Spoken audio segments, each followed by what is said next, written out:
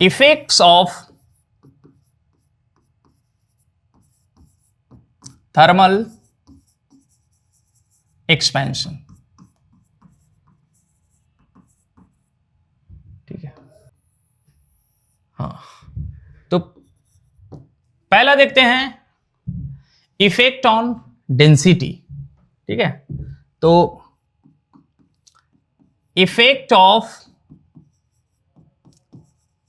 Thermal expansion on density of a substance. एक substance के density पे क्या इफेक्ट होगा थर्मल एक्सपेंशन का, वो हम लोग देखने वाले हैं। ठीक है, तो आइए देखते हैं। तो डेंसिटी होता क्या है? डेंसिटी होता क्या है? तो डेंसिटी होता है मास पर यूनिट वॉल्यूम। ठीक है, यानी कि रो इक्वल्स एम बाई वी। ठीक है, अब ये तो यहीं से पता चल जाएगा। अगर मास को हम लोग चेंज नहीं करें, वॉल्यूम को बढ़ा दें, तो डेंसिटी क्या हो जाएगा? घट जाएगा। क्यों? Because density is inversely proportional to volume. Volume बढ़ेगा, डेंसिटी घट जाएगा।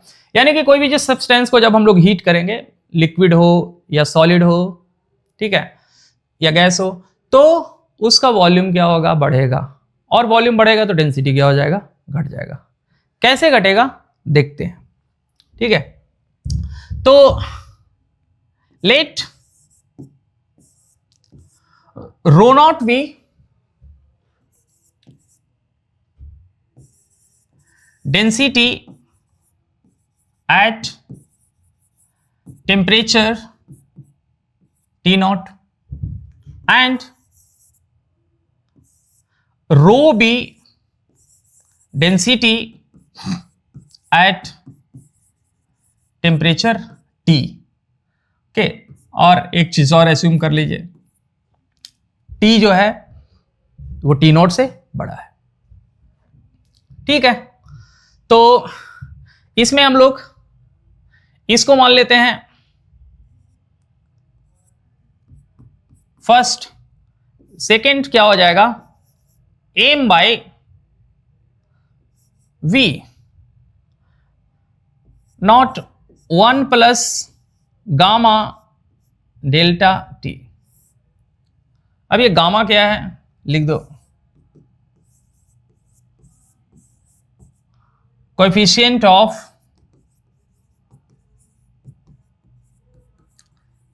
Volume expansion of substance. ठीक है, तो ये हमारे पास दूसरा रिलेशन आ गया। अब कुछ नहीं करना है, दूसरे वाले को पहले वाले से डिवाइड कर देते हैं। ठीक है, तो on dividing second by first, तो हमारे पास क्या आ जाएगा? तो हमारे पास आ जाएगा रो बाय रो नॉट इक्वल्स, अब सब कुछ कैंसिल वैंसिल हो जाएगा, ये बच जाएगा हमारे पास 1 by 1 plus gamma delta T. ठीक है ना, ये आ जाएगा। तो ये आ तो गया, ठीक है, आ गया। तो इसको अब ऐसे लिख सकते हैं हम लोग, rho equals rho naught 1 plus gamma delta T raise to the power -1। तो यहां से आ जाएगा rho equals rho naught 1 minus gamma delta T.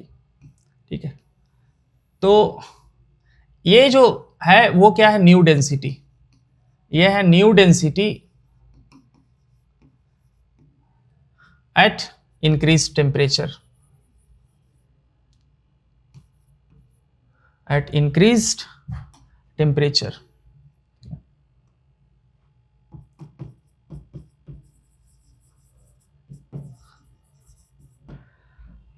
है ना। तो बढ़ा हुआ टेम्परेचर पे जो डेंसिटी होगा वो ये होगा। अब देख सकते हैं यहाँ पे फर्दर अगर आप देखोगे तो ये जो रो इक्वल्स टू आ जाएगा rho naught minus rho naught gamma delta T. अब देखो कुछ ना कुछ सब्ट्रैक्शन हो रहा है ओरिजिनल डेंसिटी से, तो बढ़े हुए टेम्परेचर पे डेंसिटी जो होगा वो क्या होगा, कम होगा। ठीक है, आइए अब आगे देखते हैं, 5 मिनट का ब्रेक लेते हैं, इसके बाद आगे देखते हैं कि और भी थर्मल एक्सपेंशन का क्या क्या इफेक्ट होगा वो देखते हैं।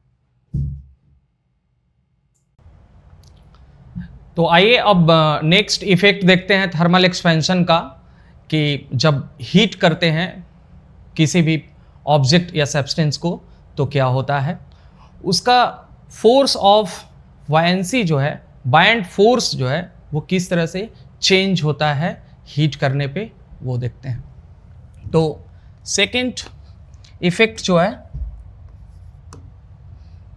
Effect of heating on buoyant force. Buoyant force पे थर्मल एक्सपेंशन का क्या इफेक्ट होता है, हीट करने का क्या इफेक्ट होता है वो देखते हैं। तो वायंट फोर्स होता क्या है, तो एफ वायंट जो होता है वो होता है density of liquid into volume displaced into G. अब होगा क्या कि ऑब्जेक्ट को जब हम लोग हीट करेंगे, यहां पे मान लेते हैं कि कोई एक लिक्विड है, उसमें ऑब्जेक्ट जो है वो कंप्लीटली इमर्ज्ड है। ठीक है, तो V जो है वॉल्यूम ऑफ ऑब्जेक्ट इनसाइड, और जितना वॉल्यूम इनसाइड रहेगा उतना ही लिक्विड डिस्प्लेस होगा। ठीक है, तो हीट करने के बाद ऑब्जेक्ट का वॉल्यूम तो एक्सपैंड करेगा ही करेगा। ठीक है, ये जो लिक्विड है वो भी एक्सपैंड करेगा तो उसका भी वॉल्यूम बढ़ेगा। ठीक है, तो उसके कारण होगा क्या कि यहां पे डेंसिटी जो है लिक्विड का वो भी चेंज होगा और ऑब्जेक्ट का जो वॉल्यूम है वो भी चेंज होगा।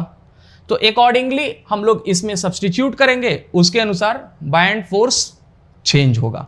अब आइए इस पे एक एग्जांपल देखते हैं, वो ज्यादा बेहतर तरीके से समझ में आएगा। ठीक है,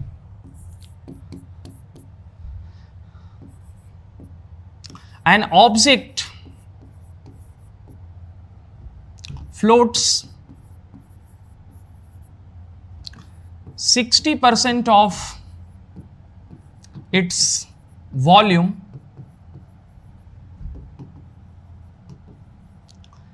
inside the liquid at 10 degrees Celsius. When temperature is increased to 60 degrees Celsius, object volume inside liquid is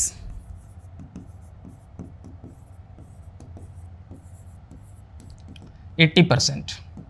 okay, तो बताना है find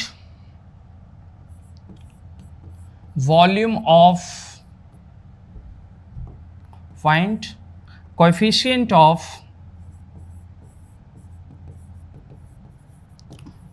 volume expansion of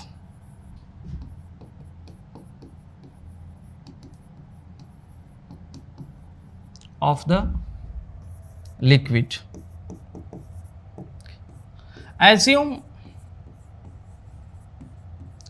volume of object to be constant. Object का वॉल्यूम जो है वो constant मानना है, क्योंकि हीट करने के बाद ऑब्जेक्ट का भी वॉल्यूम जो है वो क्या होगा, इंक्रीज होगा, लेकिन उसको हमको कांस्टेंट मानना है। तो इस क्वेश्चन को हम लोग कैसे सोल्व करेंगे, आइए देखते हैं। तो फ्लोटिंग का जो कंडीशन होता है वो कंडीशन ऑफ फ्लोटिंग, ये क्या होता है? ये होता है mg is balanced bye buoyant force. Buoyant force को कौन बैलेंस करता है? mg बैलेंस करता है, ठीक है। तो एट 10 डिग्री सेल्सियस क्या होगा? यहां पे mg इक्वल्स हो जाएगा rho density of liquid, okay, into volume inside. Inside volume कितना है? 10% पे 60% है, तो यहां पे लिख देंगे 60/100 V into G। Similarly at 60 degree Celsius, at 60 degree Celsius mg equals to, यहां पे डेंसिटी चेंज हो जाएगा, रो हो जाएगा, और ये हो जाएगा 80/100 इंटू G, ठीक है। इसको फर्स्ट बोल देते हैं, इसको सेकंड बोल देते हैं। अब फर्स्ट और सेकंड को क्या करते हैं? हम इक्वेट करते हैं। तो जब अपन फर्स्ट और सेकंड को इक्वेट करेंगे यहां पे, तो देख सकते हैं कि इधर आ जाएगा 8 रो इक्वल्स रो नॉट 6। अब ये रो जो डेंसिटी है वो नए टेम्परेचर पे है, यानी कि 60 डिग्री पे है, और रो नॉट जो है वो है 10 डिग्री पे। तो जब 60 डिग्री पे जाएगा तो डेंसिटी चेंज होगा। तो इस रो को हम लोग लिख सकते हैं rho naught divided by 1 plus gamma into delta T, ऐसा कुछ लिख सकते हैं इसको हम लोग, और यहां पे हो जाएगा रो नॉट इंटू 6, ठीक है। अब जब इसको सोल्व करेंगे अपन, तो ये रो नॉट और ये रो नॉट जो है वो कैंसिल हो जाएगा, और यहां पे आ जाएगा 4/3 इक्वल्स 1 प्लस गामा, ये कैलकुलेट करना है हमें, और डेल्टा टी का वैल्यू हो जाएगा 60 डिग्री माइनस 10 डिग्री, ठीक है। ये आ जाएगा हमारे पास। फर्दर जब इस वैल्यू को हम लोग कैलकुलेट करेंगे तो 4/3 माइनस 1, 4/3 माइनस 1 इक्वल्स 50 गामा। तो यहां पे आ जाएगा 1/3 इंटू 50 इक्वल्स गामा। तो गामा हो जाएगा 1/150 पर डिग्री सेल्सियस और केल्विन। तो यहां से हमें निकल गया जो पूछा गया था coefficient of volume expansion liquid का, वो। आइए अब अगला इफेक्ट और कुछ देखते हैं।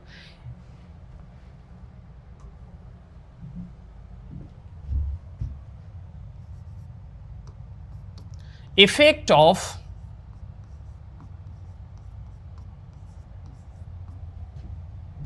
हीटिंग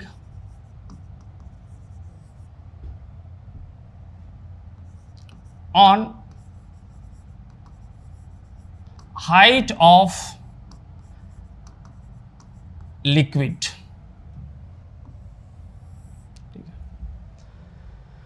अब ये मान लेते हैं कि एक कोई कंटेनर है, ये ऐसे कोई सिलिंड्रिकल शेप का कंटेनर है हमारे पास, ठीक है।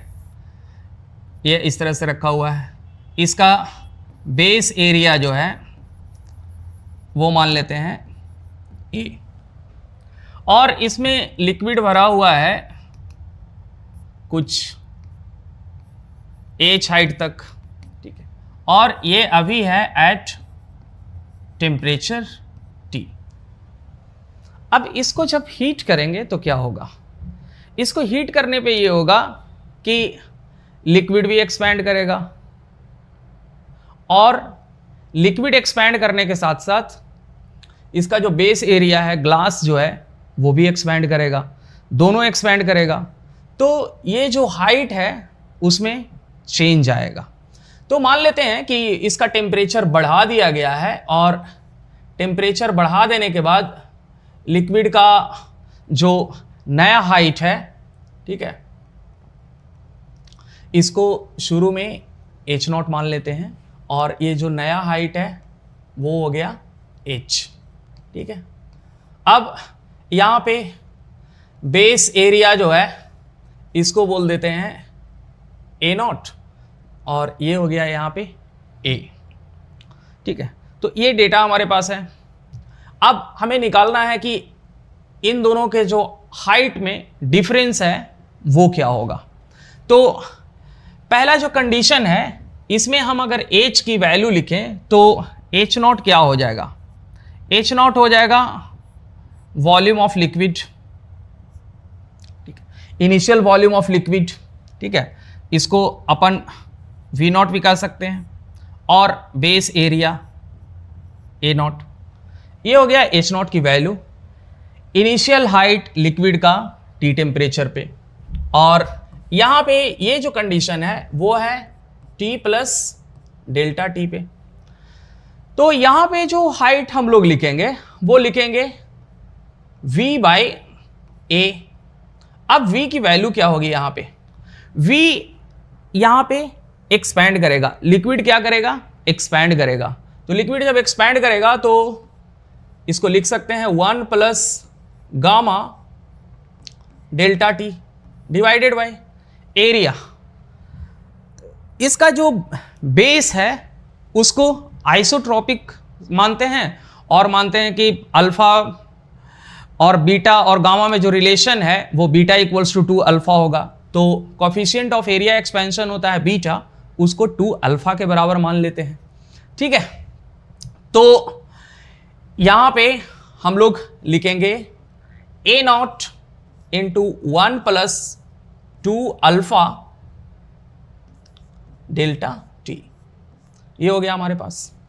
अब इसको फर्स्ट रिलेशन कह देते हैं, इसको सेकेंड रिलेशन कह देते हैं, using first and second, using first and second. First and second relation को जब अपन यूज करेंगे तो हमारे पास H इक्वल्स टू आ जाएगा V0 बाई A0 को हम लोग H0 लिख सकते हैं। तो ये आ गया हमारे पास H0 into 1 plus gamma delta T divided by 1 plus 2 alpha delta T, ये वैल्यू हमारे पास है। अब हमें क्या निकालना है, H का वैल्यू। तो H का वैल्यू जो है वो ये हो जाएगा। और अगर ये पूछे कि change in height, now change in height, change in height of liquid, liquid की हाइट में कितना चेंज आएगा, तो इसको डेल्टा H इक्वल्स टू हम लोग लिख सकते हैं H माइनस H0, और इसका जो रिस्पेक्टिव वैल्यू है वो यहाँ पे पुट कर देंगे। तो रिस्पेक्टिव वैल्यू जब इसका पुट करेंगे हम, तो यहाँ पे है 1 plus gamma delta T divided by 1 plus 2 alpha delta T, और यहाँ पे मल्टीप्लीकेशन में H0 है माइनस H0। तो इसे जब सोल्व किया जाएगा तो H0 और H0 आप देख सकते हो यहाँ पे कैंसिल हो जाएगा, एक H0 के साथ एक H0 कैंसिल हो जाएगा, और हमारे पास आ जाएगा gamma delta T H0 minus 2 alpha delta T H0 upon 1 plus 2 alpha delta T। इसे जब सोल्व करके लिखा जाएगा तो डेल्टा H का फाइनल वैल्यू जो हमारे पास है वो हो जाएगा gamma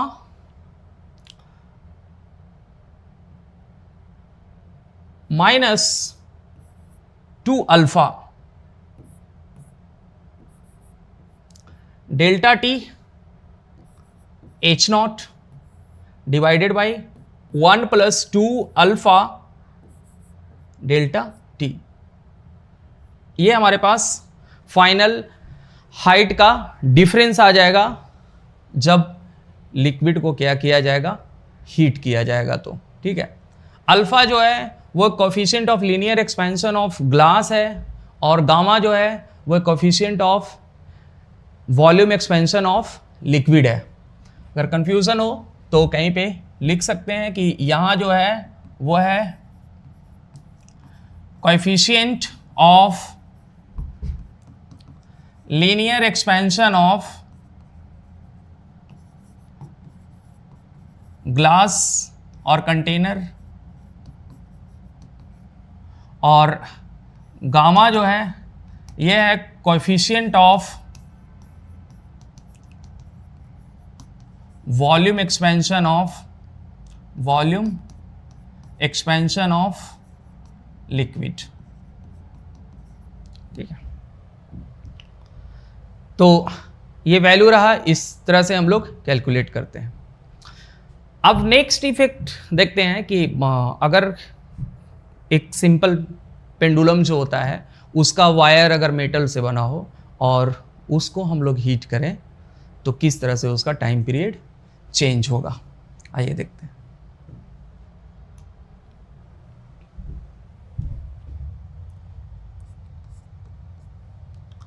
effect of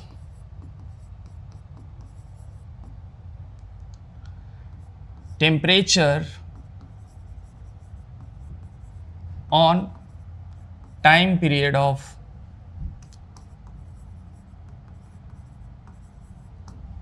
simple pendulum.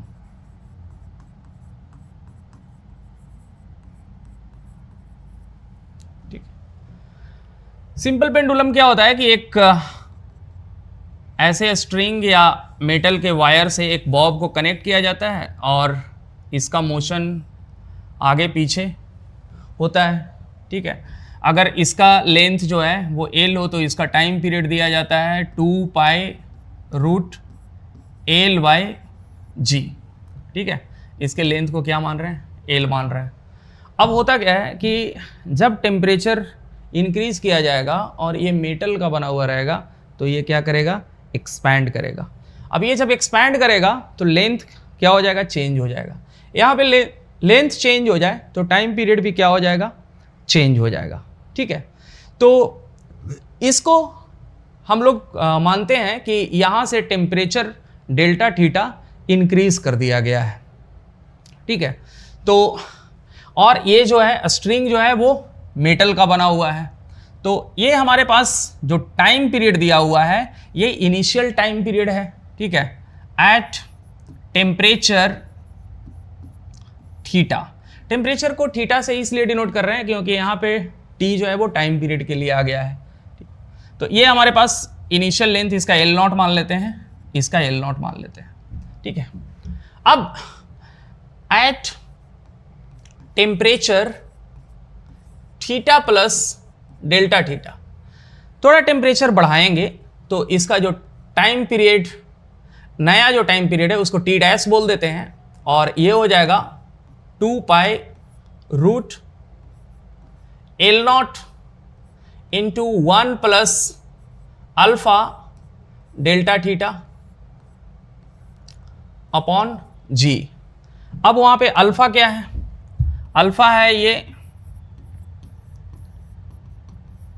Coefficient of linear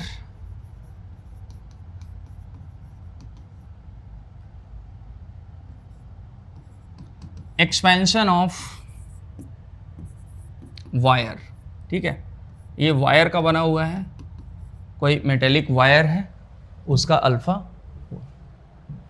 fine, ये अगर पहला रिलेशन हमारा हुआ और ये दूसरा रिलेशन हुआ, ठीक है, तो दोनों को जब डिवाइड करेंगे, ऑन डिवाइडिंग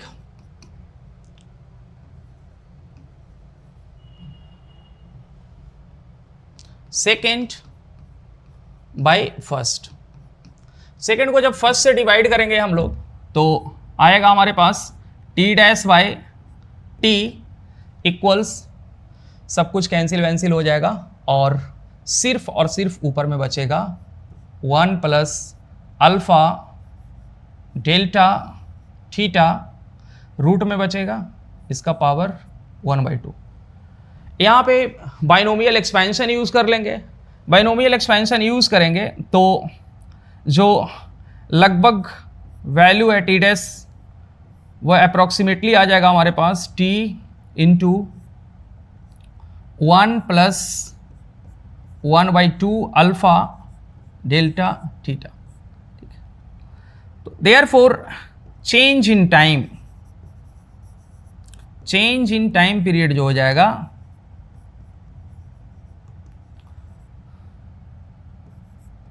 डेल्टा टी वो हो जाएगा टी डैश माइनस टी, नया टाइम माइनस पुराना टाइम, और इसका वैल्यू यहाँ पे आ जाएगा half alpha delta theta into T.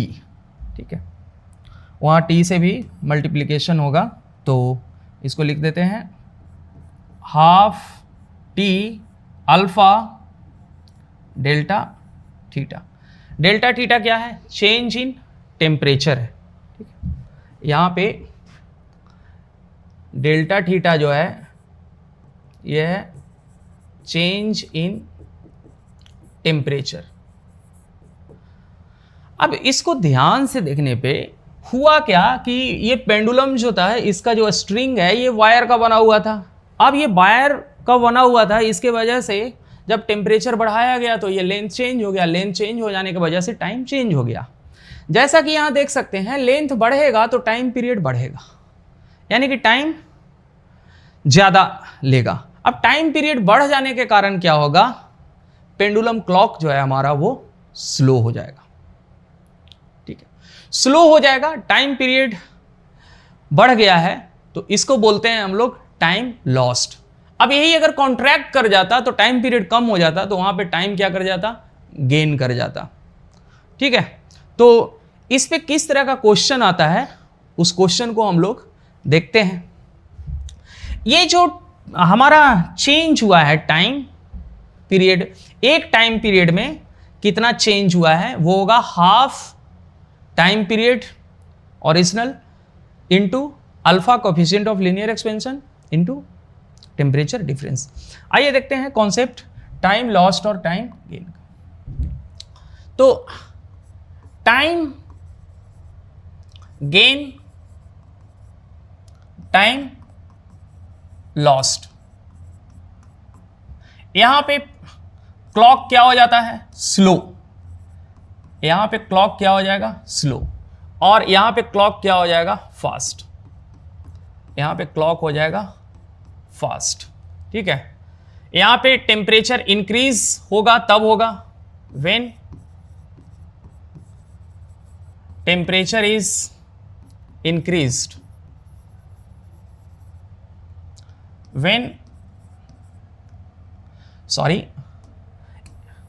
जब टेम्परेचर को डिक्रीज किया जाएगा तब ये होगा व्हेन टेम्परेचर इज डिक्रीज्ड, और ये कब होगा, when temperature is increased.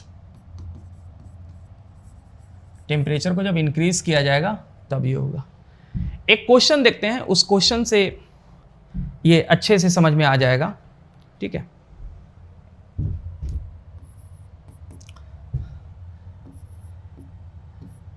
A pendulum clock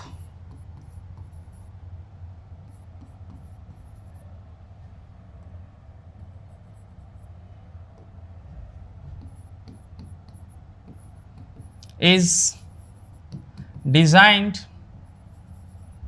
to give correct time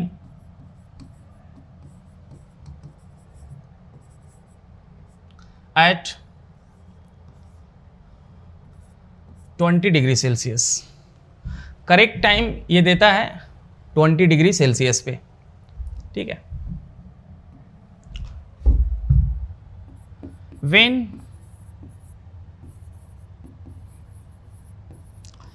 atmospheric temperature is increased to 45 degrees Celsius, then find time lost or gain at the end of a week. At the end of a week. यहां पे जो value given है वो है alpha equals 10 into 10 raise to the power 5 पर degree Celsius. ये value यहां पे दिया हुआ है। मतलब कि एक पेंडुलम का क्लॉक जो है वो सही समय देता है 20 डिग्री सेल्सियस पे। एटमॉस्फेरिक टेम्परेचर को कितना कर दिया गया है, 45 डिग्री सेल्सियस कर दिया गया है, 25 डिग्री सेल्सियस से बढ़ा दिया गया है। तो कितना एक वीक खत्म होने तक वो टाइम लूज करेगा या गेन करेगा। अब देखिए टेम्परेचर बढ़ेगा तो टाइम पीरियड बढ़ेगा, टाइम पीरियड बढ़ेगा तो घड़ी क्या होगी, स्लो। घड़ी स्लो होने का मतलब है वो टाइम क्या किया है, लूज किया है। ठीक है, स्लो मतलब लूज करना। ठीक है, जो लोग स्लो होते हैं वो लूज करते हैं कुछ ना कुछ। ठीक है, तो यहाँ पे इस क्वेश्चन को सोल्व करने के लिए हम लोग पहले ये निकाल लेते हैं कि जो पेंडुलम क्लॉक होता है उसका एक टाइम पीरियड 1 सेकंड के बराबर होता है।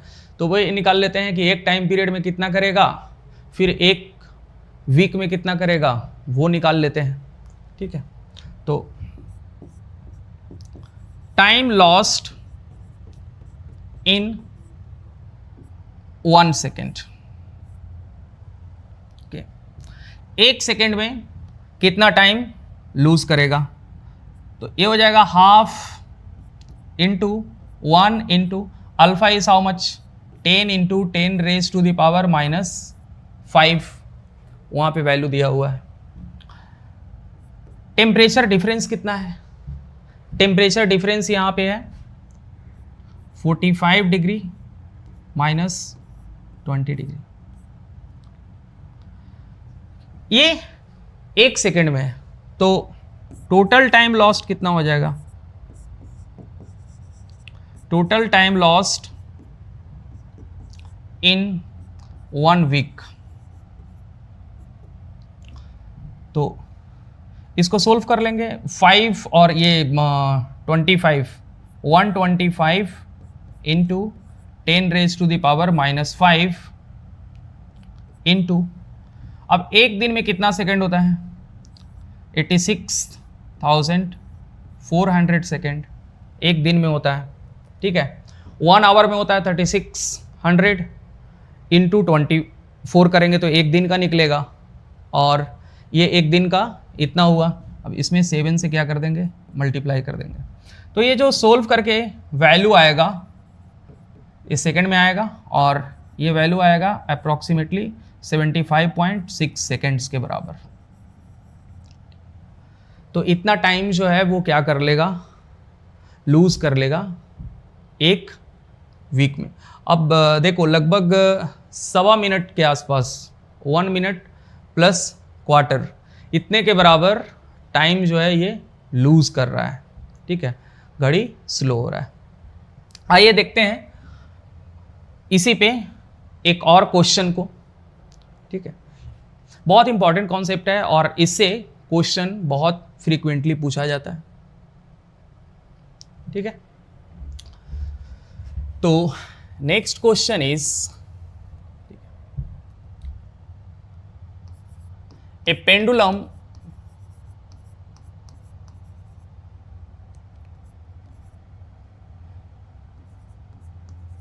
loses 12 seconds per day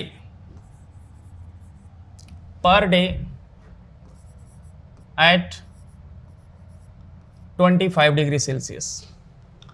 25 degree Celsius पे 12 सेकेंड क्या करता है, वो लूज करता है। And gains 3 seconds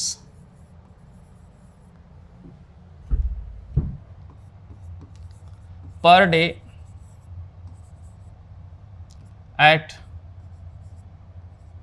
15 degree Celsius. 15 degree Celsius पे वो क्या करता है, गेन करता है कितना, 3 सेकेंड्स पर डे। तो आपको निकालना क्या है, find the temperature at which it gives correct time। ये करेक्ट टाइम किस टेम्परेचर पे देगा उसको निकालना है। और दूसरा निकालना है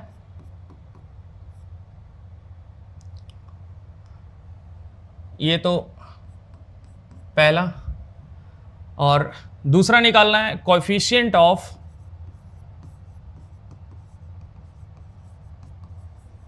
लीनियर एक्सपेंशन ऑफ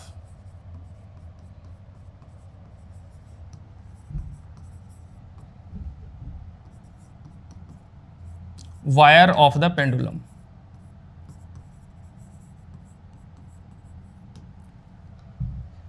ये दो वैल्यू निकालना है। आइए देखते हैं बारी बारी से। तो डायरेक्ट यहां पे लिख सकते हैं हम लोग अकॉर्डिंग टू क्वेश्चन। एक दिन में टाइम लॉस्ट और गेन का डेटा हमारे पास दिया हुआ है, ठीक है। तो मान लेते हैं कि सही समय वो देता है टेम्परेचर थीटा पे। Let the pendulum gives correct time at theta.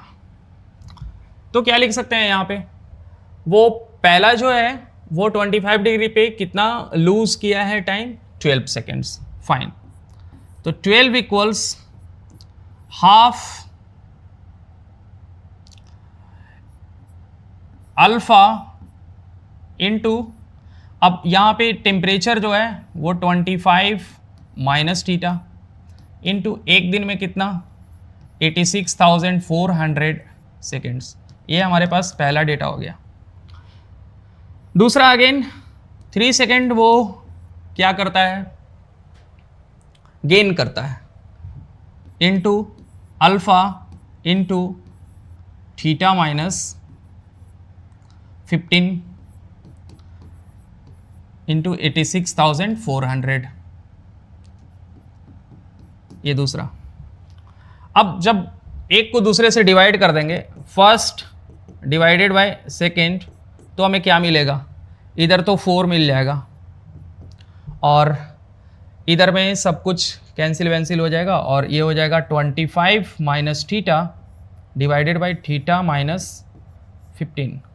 Cross multiply करेंगे तो 4 थीटा और 5 थीटा और ये 60, तो 4 theta minus 60 equals 25 minus theta, तो 5 theta equals 85, therefore theta equals 17 degree Celsius. यानी कि ये करेक्ट टाइम 17 डिग्री सेल्सियस पे देगा, ठीक है। क्वेश्चन का जो सेकेंड पार्ट है हमारे पास, उस सेकेंड पार्ट में क्या पूछा गया है, सेकेंड पार्ट में पूछा गया है कि इसका कोफिशिएंट ऑफ लीनियर एक्सपेंशन क्या होगा। तो कोफिशिएंट ऑफ लीनियर एक्सपेंशन के लिए किसी भी एक इक्वेशन में इसका वैल्यू पुट कर देंगे। तो जैसे putting theta equals to 17 degree Celsius in equation second equation में इसको पुट कर देते हैं। तो सेकेंड इक्वेशन में जब पुट करेंगे तो सेकेंड इक्वेशन हमारे पास ये रहा, 3 equals half alpha theta is 17 minus 15 into 86,400। अब यहाँ से 2 क्या हो जाएगा, कैंसिल हो जाएगा, और यहाँ से अल्फा का वैल्यू आ जाएगा 3/86,400। ठीक है, इसको फर्दर हम लोग ये कर सकते हैं, सोल्व कर सकते हैं। तो फाइनल जो कुछ भी वैल्यू आएगा हमारे पास, ये आ जाएगा 1/3 2 6 2 6 8 2 4 8 00 पर डिग्री सेल्सियस या फिर पर केल्विन। ये हमारा आंसर हो जाएगा। तो हमने 2 क्वेश्चन देखा कि पेंडुलम का टाइम किस तरह से लूज होता है, किस तरह से गेन होता है, वो कैसे कोफिशिएंट ऑफ लीनियर एक्सपेंशन पे डिपेंड करते हुए, उस टेम्परेचर पे डिपेंड करते हुए कैसे चेंज होता है, टाइम स्लो होने का मतलब क्या होता है, टाइम फास्ट होने का मतलब क्या होता है, टाइम लॉस्ट क्या होता है, टाइम गेन क्या होता है, इन सारी चीज़ों को हमने देखा। अब हमारा नेक्स्ट जो हीटिंग का इफेक्ट है वो देखते हैं। तो हमारा नेक्स्ट हीटिंग का इफेक्ट है वो मान लेते हैं कि एक बाई मेटेलिक स्ट्रिप है, वो किस तरह से बेंड होता है उसको देखते हैं। तो आइए देखते हैं नेक्स्ट इफेक्ट।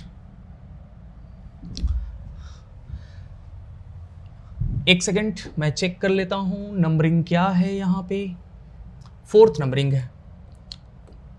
ठीक है, तो यहां पे 5th इफेक्ट देखने वाले हैं हम लोग। Effect of heating on bimetallic strip. Bimetallic strip होता है 2 अलग अलग मेटल से मिल करके बना होता है। ठीक है, तो मान लेते हैं कि यहां पे एक स्ट्रिप ऐसा है और दूसरा जो स्ट्रिप है वो ऐसा है। दोनों स्ट्रिप जो है वो सेम लेंथ का है। तो यहाँ पे दोनों का जो लेंथ है, इनिशियल लेंथ L0 मान लेते हैं, और ये मान लेते हैं कि किसी चीज़ का बना है, ये मान लेते हैं ब्रास का बना है, और ये जो बना हुआ है वो कुछ का भी मान सकते हैं, स्टील का भी मान सकते हैं, कॉपर का भी मान सकते हैं, स्टील का बना हुआ है। एक ब्रास का बना हुआ है, एक स्टील का बना हुआ है, और दोनों को वेल्ड कर दिया गया है, जोड़ दिया गया है, दोनों सेम लेंथ का है। ठीक है, और ये पूरा जो है एट टेम्परेचर T टेम्परेचर पे ये दृश्य आपके सामने है। अब क्या होगा, टेम्परेचर बढ़ाएंगे, गर्मी बढ़ेगी, तो ये क्या कर जाएगा, बेंड कर जाएगा। अब बेंड कैसे करेगा, तो एक आर्क के शेप में बेंड करेगा। अब जाहिर सी बात है, जब आर्क के शेप में ये बेंड करेगा तो कुछ इस तरह से इसका बेंडिंग हो जाएगा।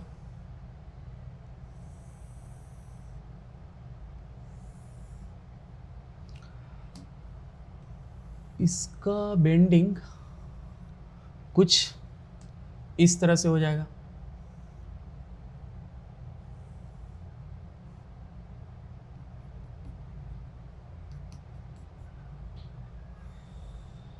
ये हो जाएगा। तो ये हो गया ब्रास और ये हो गया स्टील। जिसका कोफिशिएंट ऑफ लीनियर एक्सपेंशन ज्यादा होगा वो ज्यादा एक्सपैंड करेगा, तो वो ज्यादा बड़ा हो जाएगा। शुरू में तो दोनों का लेंथ सेम था, तो ब्रास का जो है वो ज्यादा होता है स्टील से। ठीक है, तो ब्रास वाला ज्यादा एक्सपैंड कर जाएगा, तो वो कॉन्वेक्स साइड में होगा।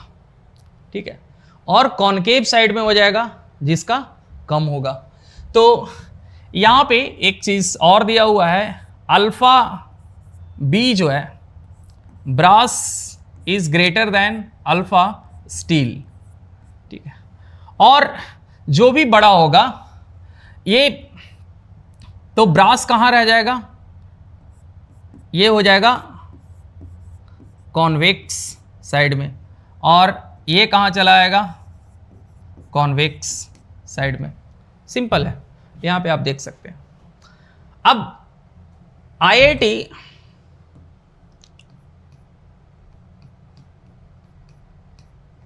1999 में इस पे क्वेश्चन पूछा गया था।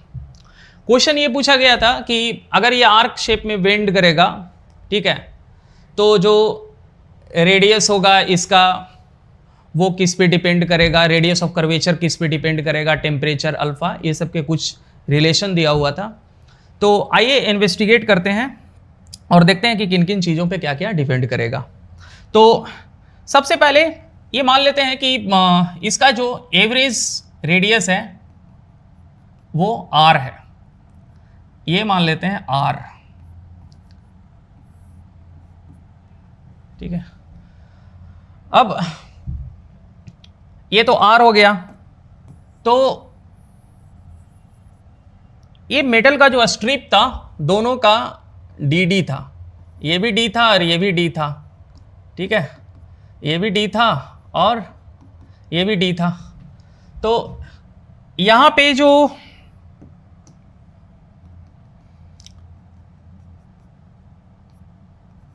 ये हो जाएगा d के बराबर, ठीक है। इतना छोटा लिखा गया है कि दिख, ठीक है, ये d हो गया और इस एंगल को बोल देते हैं थीटा।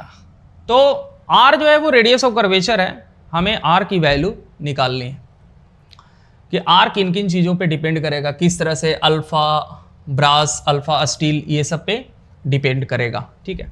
इसका जो अल्फा b मान लेते हैं और इसका alpha s for steel, b for brass. और अगर इस क्वेश्चन को हम लोग देखें, ऐसे क्वेश्चन देखें, तो हमें ये निकालना है कि इसका रेडियस ऑफ कर्वेचर जो है वो कितना होगा अप्रॉक्सीमेटली, ठीक है। ये टेम्परेचर बढ़ा देने पे है, ये टेम्परेचर T पे था, ठीक है, और ये है at temperature T plus delta T। तो हम लोग फिगर से लिख सकते हैं, वहां फ्रॉम फिगर क्या लिख सकते हैं फिगर से, r theta equals to new length of steel LS and r plus d into theta equals to length of brass. यहाँ पे LS new length of steel है और ये जो है वो लेंथ ऑफ स्टील है और ये जो है वो लेंथ ऑफ ब्रास है, ठीक है। ये दोनों हमने लिख दिया। तो यहाँ पे एक चीज़ देखने को हमें ये मिल रहा है कि LS बाई R फर्स्ट और ये क्या है, सेकेंड है। तो फ्रॉम फर्स्ट एंड सेकेंड हम लोग लिख सकते हैं LB by R plus D। इसको आगे जब सोल्व करेंगे तो LS जो है वो हो जाएगा L0 1 plus alpha S delta T divided by R equals, यहाँ पे L0 1 plus alpha B divided by R plus D। Cancel वैंसिल कर सकते हैं, L0 को L0 से कैंसिल कर सकते हैं यहाँ पे, और बाकी R प्लस D को उधर ले जा सकते हैं और यहाँ पे ऐसे लिख सकते हैं R plus D by R equals 1 plus यहाँ पे डेल्टा T भी होगा, fine, 1 plus alpha B delta T divided by 1 plus alpha S delta T, ठीक है। तो ये आ जाएगा D by R plus 1 equals, इसको हम ऐसे लिख सकते हैं 1 plus alpha B delta T into 1 plus alpha S delta T minus 1। इसको अपन जब एक्सपैंड करेंगे तो लिख देंगे D by R plus 1 equals, आपस में मल्टीप्लीकेशन करने के बाद यहां पे आएगा 1 plus alpha B delta T plus फिर से आ जाएगा अल्फा एस डेल्टा टी। ठीक है, इसको रेज टू दी पावर -1 लिखा है हमने, लेकिन बाइनोमियल एक्सपेंशन से इसको यहां पे ऐसे भी लिख सकते हैं हम लोग 1 माइनस अल्फा एस। ठीक है, इस तरह से लिखा गया। तो यहां पे फिर से 1 से मल्टीप्लाई किया, ये लिखा, अब माइनस ये, फिर से minus alpha B alpha S delta T whole square, और ये पूरा जो है ये लगभग 0 के बराबर होगा, और ये 1 से 1 जो है वो कैंसिल कर सकते हैं हम लोग। ठीक है, 1 से 1 को कैंसिल किया जा सकता है यहाँ पे। तो हमारे पास जो फाइनल आंसर आ जाएगा वो आ जाएगा R equals D divided by alpha B minus alpha S into delta T. ठीक है, तो IIT में जो क्वेश्चन पूछा था वो पूछा था कि इसका रेडियस ऑफ कर्वेचर, इसका रेडियस ऑफ कर्वेचर जो है वो चेंज इन टेम्परेचर के कैसा है, डायरेक्टली प्रोपोर्शनल है, इनवर्सली प्रोपोर्शनल है। तो जैसा देख सकते हैं यहाँ पे इनवर्सली प्रोपोर्शनल है चेंज इन टेम्परेचर के। ये R क्या है, रेडियस ऑफ कर्वेचर है। ये क्या है, रेडियस ऑफ कर्वेचर। ठीक ना। अब यहां पे हुआ क्या कि R का वैल्यू पुट करके हम लोग थीटा भी निकाल सकते हैं। ठीक है, by putting value of R in any equation we can find theta. तो ये पूरा जो क्वेश्चन है ये आया था, जैसा कि मैं फिर से रिपीट कर रहा हूं, IIT 1999 में। ठीक है, तो बाईमेटेलिक स्ट्रिप के बारे में सब कुछ है, इतना से ज़्यादा बाईमेटेलिक स्ट्रिप के बारे में कुछ नहीं पूछा जा सकता है। ठीक है, क्योंकि IIT जब पूछ लिया तो अब हो सकता है कि कुछ नीट में आए, जेईई मेन में आए, तो वो कुछ आसान सा ही होगा जो आप कर सकते हो।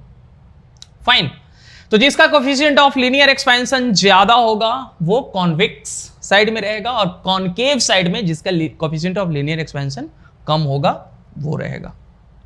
फाइन, आइए अब नेक्स्ट जो इफेक्ट है हीटिंग का वो देखते हैं।